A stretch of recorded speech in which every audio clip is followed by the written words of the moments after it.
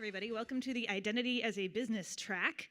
We're going to have 3 speakers over the next hour and a half. Your first speaker is Steve Tout. So I met Steve about a year ago. We're both in Seattle, and Seattle has a quarterly IAM meetup that's awesome, where Radiant Logic buys us a lot of wine. We have shenanigans. It's great. So Steve has worked for Oracle. He's worked for VMware. He's started his own company, CEO and founder. So if anyone is an expert on how to develop your career as an IAM professional, it's Steve. So take it away. Awesome. Thank you, Sarah. So first off, how many of you guys are here because I'm the dude whose name is on your t-shirt and you thought that was cool and you'd come check it out, and I think, therefore, I am? Nobody? I won that contest just kind of on a whim. A few people liked it. Actually, I should come up here where the camera is. I like being down here, but for posterity, I need to be in front of the camera. So it was the first shirt to sell out of medium, large, and extra large. I think that was a success. So really happy about that. But if you guys came here to get some insights or information about developing your career, managing your career, or just because you like the business track, I think it's a really good track. I think what you're going to see here, a lot of great stuff to help you think through some of the questions that you're facing and maybe some of the issues about maybe a career transition, thinking about what your next company is going to be, and things like that. So before getting started, one of the things that I think about is, why would I come here and do this? It takes a bit of courage to get up here and months in advance, you're thinking about developing your presentation, coming up with a topic that people want to listen to. Well, one of my favorite CEOs during my time at VMware was Paul Maritz, and one of the things that he frequently would talk about in giving talks while at the company and still within the industry is to remind us, here in our country and in locations, we really live in a really good time in history, in a really great place on the planet Earth. Because as you think about where you're at in your career, and as you travel and think about where other people are in the world, that there's actually a lot of people who could do our jobs for a lot less money and maybe even better than we can do them.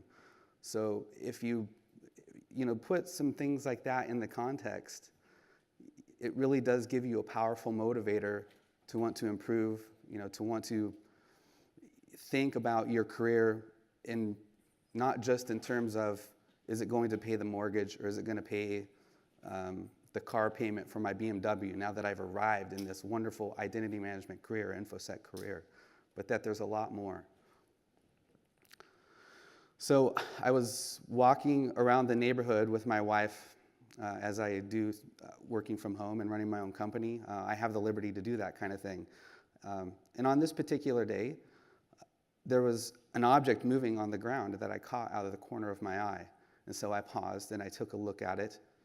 And sure enough, it was an object moving on the ground. But as you look a little bit closer, there's this ant. And it's like, that's incredible. This little tiny ant that's carrying this huge wafer, like maybe it was a leaf or something that he was going to eat on later. That was like 5 times the size of his body. So I was thinking about that, and I looked it up, and sure enough, here's the fact, right? He can carry something 5 to 10 times its weight and drag a 20 to 50 times heavier object. And so I've thought about at times in my career how I've been characterized, here, like I've been introduced to senior management or leaders or a potential employer as, here's a guy who can do the job of 2 people. And 10 years ago, that was very flattering to hear. But as I think about, did that help me? How did I actually, think about that in terms of, yeah, maybe I got my foot in the door, but what were the expectations once you were there about being the hero within the company, to go out and there are a lot of references and presentations here about superheroes and villains in our career, but really, your career within your company is not a one-man show. If you are not in a position to be able to delegate the work or inspire others to join you and produce more than you can achieve individually, I think you're really putting too much pressure on yourself and really not setting yourself or your team or your company up for the success that's possible. So if we take a look at how not to manage your career, if we take a look at that, we've all, from grade school or math days, I used to have an algebra teacher who graded us on the bell curve. And his argument was, this is what real life is like. And as frustrating as that was, everybody in the class could get an A.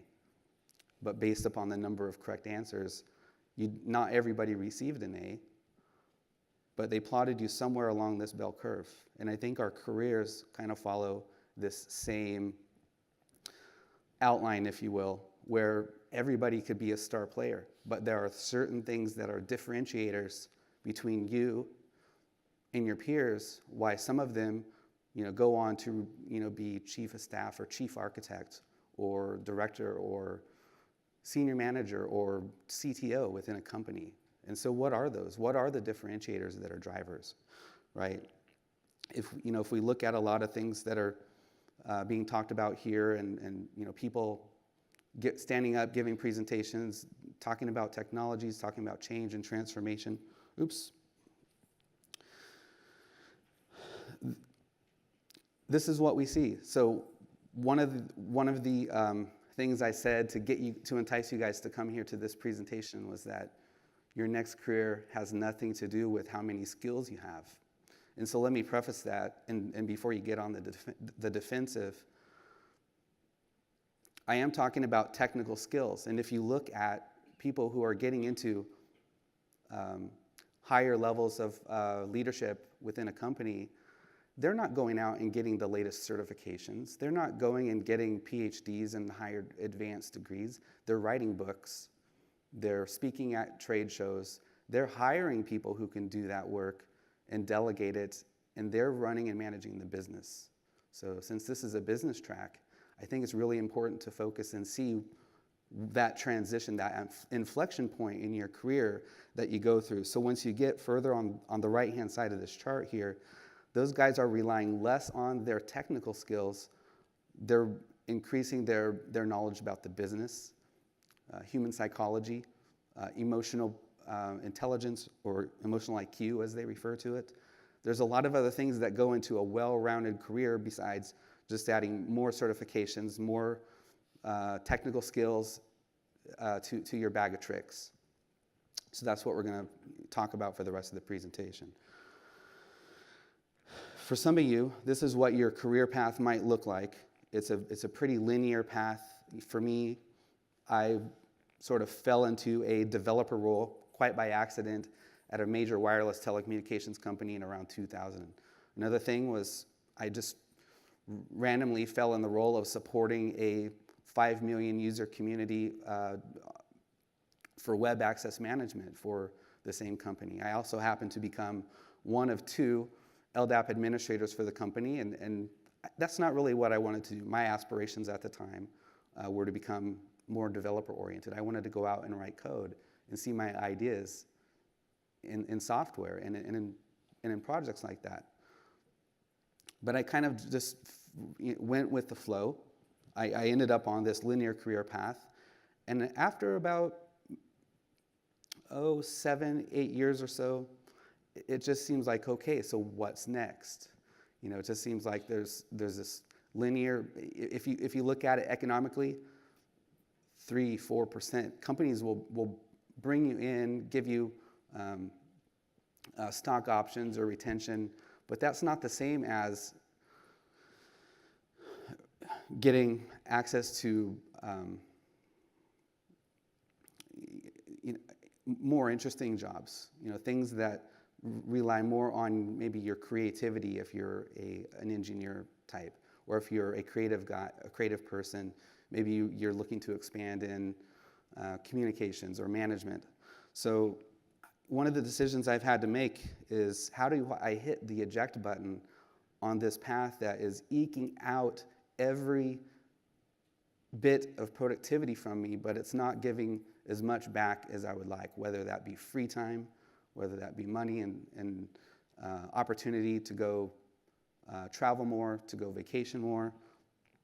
So I've just had to think about things a little more creatively, and this is what I came up with. There are a lot of job families, a lot of roles, and a lot of types of work that you can do outside of this linear career path that I think are really quite interesting. And so if you look at it that way, and there are several folks at conferences like these who have already established themselves, whether it's in the legal perspective of identity or product management or being a full-time writer or an analyst for a company. That's interesting as well. So the point here is that you don't have to pigeonhole yourself in one single job family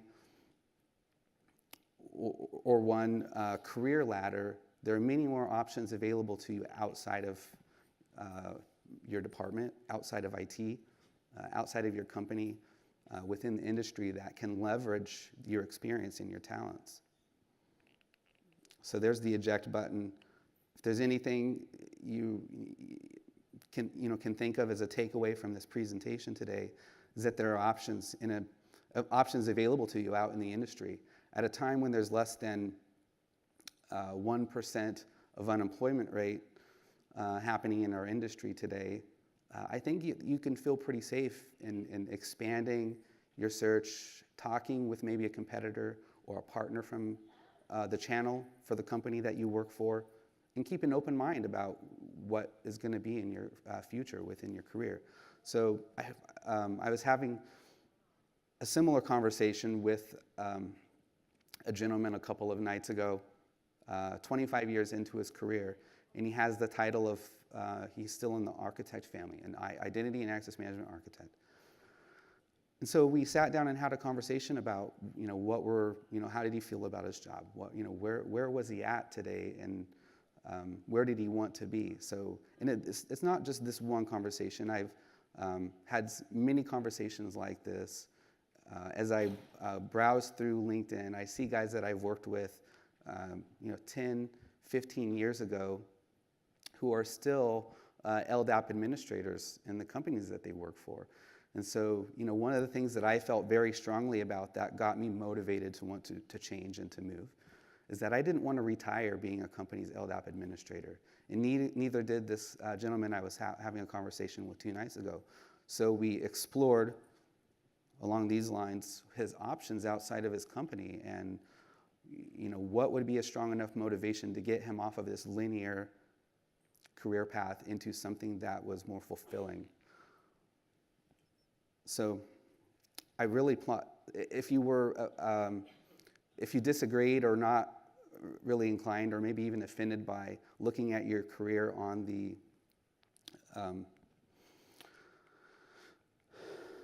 let's see here. Oh, that's a lot. If you didn't like seeing your career and where you were on the bell curve, you don't have to. This is just a thought experiment, right? There's a possibility that you might be somewhere in your career on this bell curve, and that's up for you. That's up to you to decide of where you're at. That could be validated by your peers, by your colleagues, by a trusted mentor. Okay. But as you go through this journey, you have to start looking at things more than just your technical skill set. Okay? You're in charge of your career. And so the thing that you're going to use as a deciding factor about, is my current position right for me? What kind of things do I need to be looking for in the next 1 year to 3 years that's going to guide me into a position where I feel fulfilled and I'm able to contribute at my maximum potential, right? They say people leave companies because they hate their manager, right? Another reason why people are not happy or frustrated within their current role or within their company, and this is, we're looking at it from the perspective of you. But if we shifted slightly, companies are being affected by this. This is affecting entire economies because you're not alone, right, in the frustrations that you encounter. And so if you just, take a look at this chart here, the goal here is to kind of optimize your challenge level and your skill level. Ideally, you would be somewhere in your groove, right? You want to be somewhere where you're experiencing this flow every single day, where you can just come in, ease into your role, contribute, and then go back home, spend time with your family or your friends, and have a life. I really pity, and I'm not just pointing fingers. I've been here. If I point one finger, there's 4 more pointing back at me. So I've been here, I've lived this, and I've experienced it. And if nothing else, that's why I feel, at least somewhat qualified to be talking about these things today with you. So if you go into work on Monday morning, you've just spent a week with your colleagues at Cloud Identity Summit. You had a great time, drank way too many beers on Bourbon Street. But before you step foot at work on Monday morning, you need to ask yourself how you feel about your job and your role. Maybe you met some colleagues who were having a great time in a company and you admired that. And then you're going to your company and your role, and you don't quite feel the same. You're not really getting into that flow. Well, some changes need to be made, right? So this is just a tool that you can use to think about, am I in the right role? You've heard people like Steve Jobs say, I wake up every single day and think about what I'm about to do. And if there are too many days that pass where I wouldn't do this if this were the last day of my life, then it's time to change. And so just to switch gears a little bit, we've been talking about a lot of serious, thought-provoking questions about your career. But just to twist that a little bit and to practice what I'm preaching. If you're not having fun with yourself, or if you're not having fun on your job or in your career, and not take yourself too seriously, then not many people have heard of Warren G., a rap musician who in his own right has, produced some music. But then if you look at Snoop Dogg, I think whether you love him or hate him, there are a lot of people who would recognize that name as a musician in the rap industry. And another thing that you might not know is that Warren G. made Snoop Dogg's career. He introduced Snoop Dogg to his brother, Dr. Dre.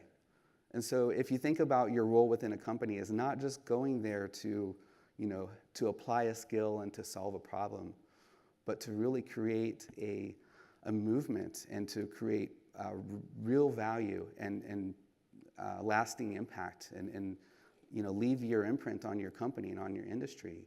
You can do things like introduce talent to your managers or your team, or in other words, you're the connector, right? You're not just coming here to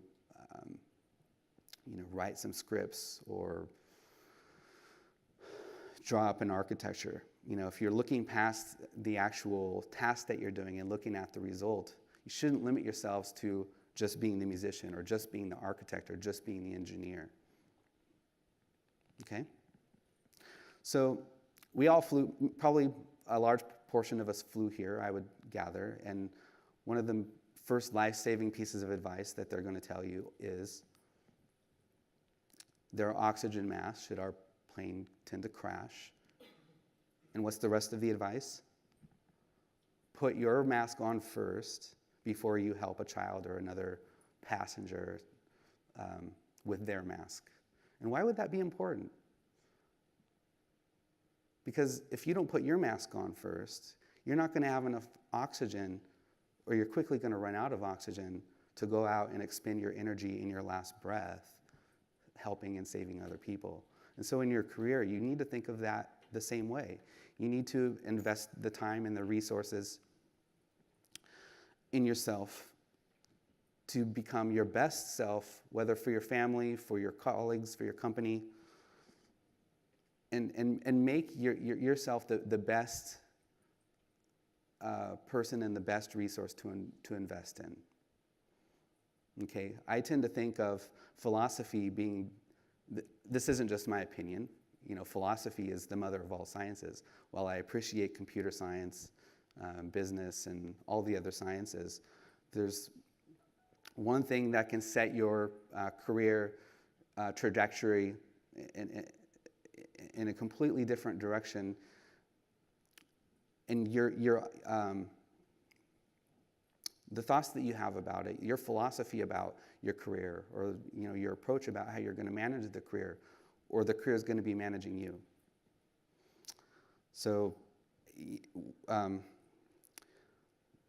12 years into this, after moving into the Bay Area, commuting between San Jose and Palo Alto, about an hour, 90-minute commute, I loved it. I mean, what better time do you have to listen to books on tape and work on the non-technical part of, the soft skills, if you will, if that's not an offensive term to you, and to really improve yourself and get better ideas about managing people, improving your handshake, improving your personal appearance, improving your diet, improving your exercise, improving your voice.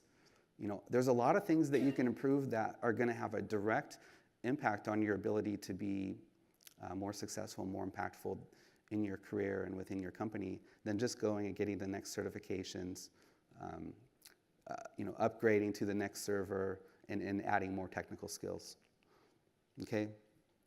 And there's another thing that you need to think of, which is it's not because of not having enough budget within your department. It's not because you didn't get the promotion. It's not because your team or your boss doesn't have favor.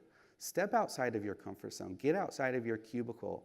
When I was at VMware, nobody invited me or asked me to create a roadmap for identity and access management. That was in my job description. I just did it. And I did it enthusiastically because nothing was going to happen if that artifact didn't exist. And so when Tony Scott comes to me and my team and says, I need an assessment of identity and access management so we know where our risks are and we know where our gaps are and we have the recommendations about what we need to be doing. 80% of the work was already done. It was just a matter of bringing in a consultant, reviewing what our architectures were, providing a third-party perspective, and then making strategic recommendations. Okay, so it's not about a lack of time, money, technology, context, experience. It's about how you're going to think differently about your success within your company and within your career, right? Do you have the creativity? Do you have the ambition? And if that's missing, the question isn't, well, let's go get another certification or go to another conference. It's the reflection that you need to have about, do you have the determination, the curiosity, the passion?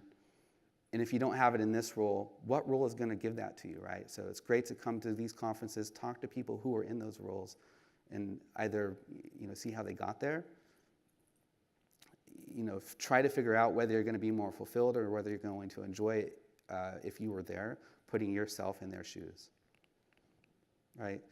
And so this is, I guess in 98, 99, I was trying to figure it out myself, and I didn't quite see into the future that I was going to land in this industry or on the career path that I did.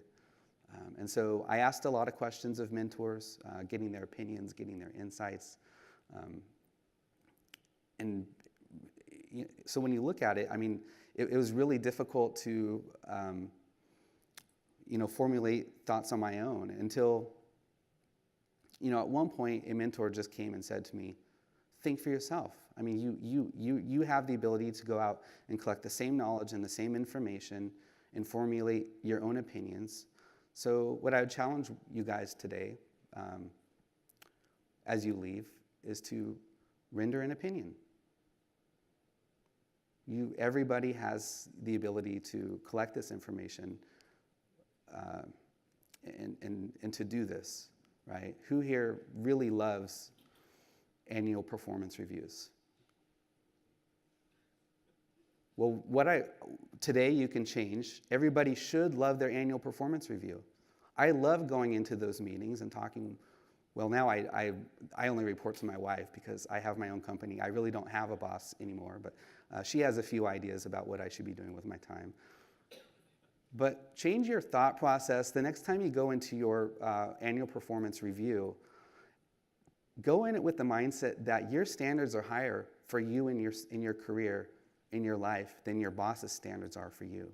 Because if you outsource, if you delegate that management of your career to your boss or to people within your organization, you're going to fall way short of your maximum potential. And as I said earlier, people who are frustrated in their jobs or in their careers are frustrated because they have bad bosses or they're not reaching or operating at their full potential.